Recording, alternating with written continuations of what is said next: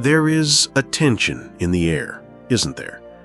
A feeling deep in your soul that the world is groaning under the weight of its own conflicts and divisions. We see the headlines of war in the East and the West. We feel the anger that fractures our own communities. And in the quiet moments, late at night, many of us ask the same question. Is there a map for this chaos? Was there a divine warning we might have missed? What if the key to understanding our turbulent present was not written in a modern political treaty, but was delivered from heaven itself over a century ago to 3 humble shepherd children on a forgotten hillside?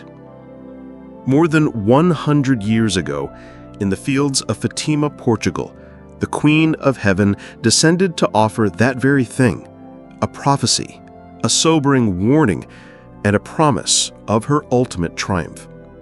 But the most startling part of this divine message is not what it said about the past. It is what it reveals about our world, right now, in this very moment. Today, we journey back to 1917, not for a simple history lesson, but on a spiritual expedition. We will uncover the secrets entrusted to 3 young souls and dare to ask the most important question of our time. Are we living through the final fulfillment of the Fatima prophecy? To understand the prophecy, you must first understand the world that received it. The year is 1917. Humanity is tearing itself apart in the first great war of a bloody new century. A generation of young men is being fed to the machine of trench warfare, and the very air of Europe smells of gunpowder and despair. And in Portugal, another war is being waged, a spiritual one. A new, aggressively secular government has declared war on the Catholic faith itself. Churches are seized, priests are exiled, and the simple act of public prayer is met with scorn and persecution. The world, spiritually and physically, is sick. It is a world crying out for a miracle. But heaven rarely chooses the powerful to deliver its most urgent messages. It seeks out the humble, the small, the pure of heart. Far from the noise of war and politics, in a field called the Cova da Iria, 3 such souls were tending their family's sheep. 10-year-old Lucia and her younger cousins, Francisco and Jacinta. Their world was the sun, the sky, and the simple rhythm of their daily prayers. It was on the 13th of May that their world and ours changed forever. A sudden flash of light, like lightning, tore through the clear blue sky.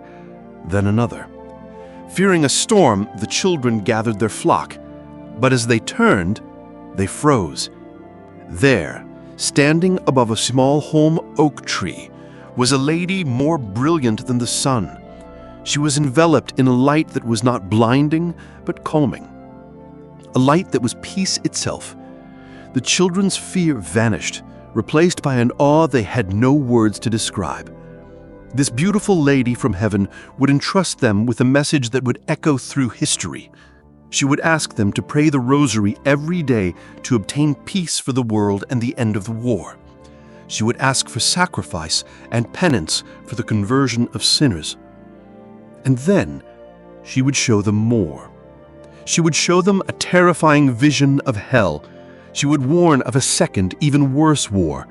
And she would give them 3 secrets.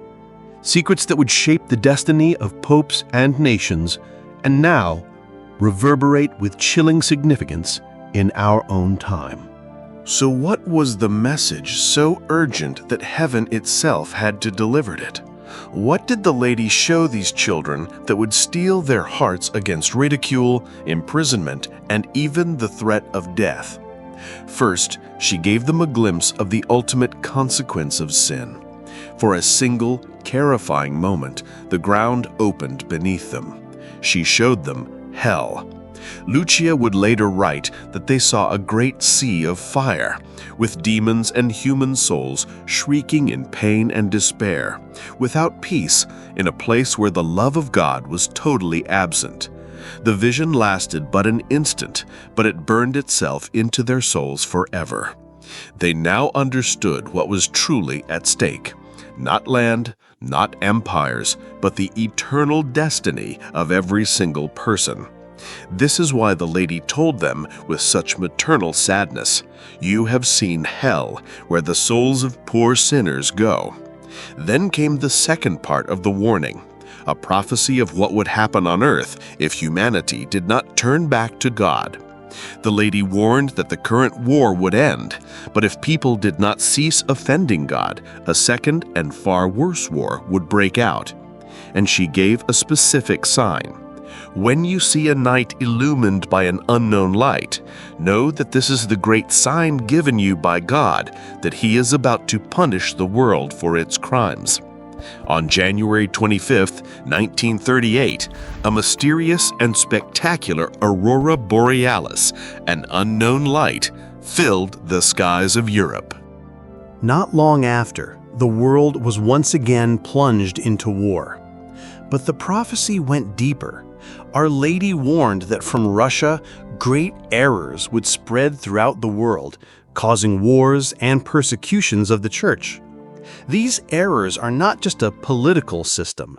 They represent a worldview where God is denied, where the state has absolute power over the person, and where faith is driven into the darkness of private life.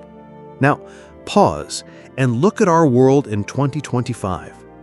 A world where God is openly mocked, where ideologies that seek to redefine humanity are promoted as progress, where nations are once again rattled by conflict and the threat of global war. The errors of Fatima are not a relic of history. They are a living, breathing force in our time. This is the heart of the warning, that our world problems are, at their root, spiritual. The wars, the division, the hatred, they are the symptoms of a world that has turned its back on its Creator. And so the remedy offered by heaven was also spiritual: prayer, conversion, and sacrifice. The warnings we laid bare. The consequences of rejecting God were shown in terrifying detail. But heaven never delivers a prophecy of doom without also providing a path to salvation, a refuge, a key to unlocking peace, even as the world rages on. In a world so gripped by error, so fractured by division, so haunted by the specter of war, where do we find our hope? How do we navigate the storm? The answer was given on that same hillside by the same celestial lady. For heaven never reveals a sickness without prescribing the cure. The first part of the cure is a weapon so powerful it can end wars, convert nations, and vanquish the darkest of evils. And it is so simple, a child can wield it. It is the Holy Rosary. Our Lady's request was insistent, repeated at every apparition: pray the Rosary every day. She did not ask for grand political movements or sophisticated strategies. She asked for a simple chain of prayer, linking our hands and our hearts directly to hers and to her Son. In a world drowning in lies, the Rosary is a meditation on the eternal truth. In a world shaken by chaos, it is an anchor of divine peace. The second part of the cure is a refuge, a safe harbor in the midst of the storm. She said, "My Immaculate Heart will be your refuge and the way that will lead you to God." Think of what that means. In a time of spiritual warfare, the Queen of Heaven herself offers her own heart as our fortress. It is the promise of a loving mother to her frightened children, pulling them close as the thunder rages outside. It is a space of perfect love, perfect purity, and perfect safety, consecrated by God Himself as our sanctuary in these troubled times. And within that promise of refuge lies the single most hopeful prophecy ever given for our era. After all the warnings of wars, persecutions, and suffering, Our Lady made one definitive, unconditional promise. She looked at the three children and threw them at all of us and declared, "In the end, my Immaculate Heart will triumph." This is not a wish. It is not a possibility. It is a divine guarantee. It is the promise that no matter how dark the world becomes, no matter how powerful the forces of evil may seem, the victory has already been decided. The triumph belongs to the Immaculate Heart of Mary, and we are all invited to be a part of that victory. But the path to that final triumph involves one last, mysterious part of the prophecy, the famous third secret, a message so grave it was kept under lock and key by the Vatican for decades, waiting for the right moment to be revealed. The final part of the prophecy, the third secret, was deemed so sensitive that it was read by popes and sealed away in the Vatican archives for decades. When it was finally revealed in the year 2000, the world saw why. It was not a prediction of a natural disaster or a worldly apocalypse. It was a vision of the Church's own passion. The children saw a steep mountain with a large cross at the top. They saw a bishop dressed in white, who they felt was the Holy Father, making his way with great difficulty through a half-ruined city full of corpses. He was afflicted with pain and sorrow. As he knelt at the foot of the cross, he was killed by a group of soldiers who fired bullets and arrows at him. And in the same way, bishops, priests, religious, and lay people were killed one by one as they came to the cross. The primary interpretation of this vision, confirmed by the Church, points to the great struggles of the 20th century. It culminates in the assassination attempt on Pope St. John Paul II on the very anniversary of Fatima, May 13, 1981.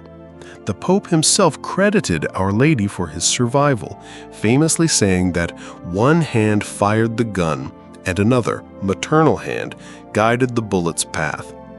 But a heavenly vision so rich in symbolism is rarely exhausted by a single event. Look again at the vision and see our world in 2025. Is the Church not still climbing a steep mountain? Are Christians not still martyred for their faith across the globe? Is the Holy Father, whoever he may be, not the target of constant attacks, both from outside the Church and from within? The third secret, then, is not just a snapshot of the past. It is a timeless image of the Church's journey, her own way of the cross. It is a reminder that the path to the promised triumph passes through persecution and sacrifice. It is a vision not of defeat, but of heroic martyrdom, which sows the seeds for the Church's renewal. So the message of Fatima is complete. It is a journey from the chaos of our world to the starkness of the warning, to the brilliant light of the promised victory. It is heaven's roadmap, given for our time. The warnings are clear. The promise is certain. The final question is not what will happen, but what will you do? You were not born in this chaotic time by accident. You have been called to be a part of this story. This is your call to action. First, pray. Pick up the rosary, the weapon given by heaven. Every Hail Mary is a blow against the darkness and a petition for peace that reaches the throne of God. Second, offer. Do not waste your suffering. Your daily struggles, your frustrations, your small sacrifices, unite them to the cross of Christ. Offer them for the conversion of sinners and in reparation for the offenses against God. This gives your life a heroic and eternal purpose. Third, live. Live your faith without fear. In a world that promotes darkness, your fidelity to the truth is a defiant light. Your commitment to your family, to your parish, and to God's laws is a living brick in the rebuilding of a Christian society. The battle for the world is the battle for souls. The triumph of the Immaculate Heart is not a spectator sport. It is a victory you were born to share. So take up your rosary and choose your side.